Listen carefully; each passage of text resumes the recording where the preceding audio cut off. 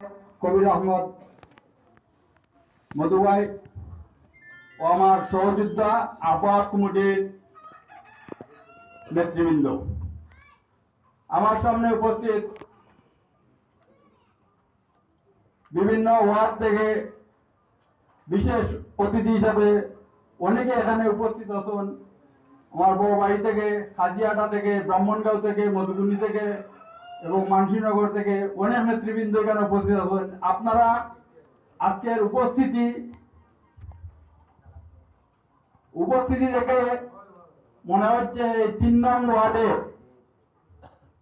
ওয়ার্ডে আজকে এমন এক পরিবেশ আমরা দেখতে পাচ্ছি।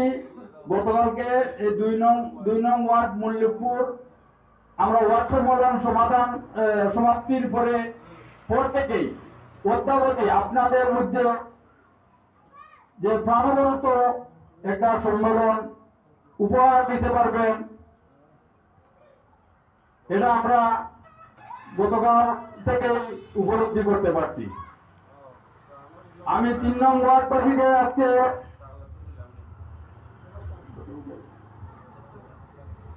ধন্যবাদ জ্ঞাপন করতে চাই।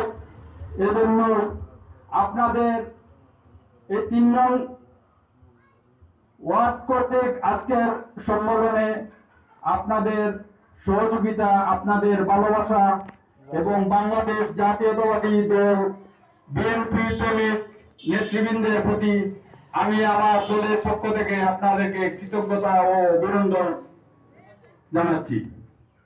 প্রিয় উপস্থিতি, আজকে ৩ নং ওয়ার্ডের কর্মী সম্মেলন লক্ষ্য উদ্দেশ্য আমাদের কি?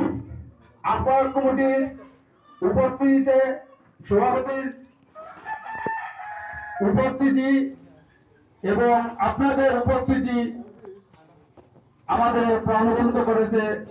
আমরা আহ্বায়কের মাধ্যমে এই স্নাতক সদর ইউনিয়নের 11 সদস্য আহ্বায়ক কমিটি আমরা সুন্দর এবং সুষ্ঠু একটা কমিটি আপনাদের হাতে তুলে দিতে চাই।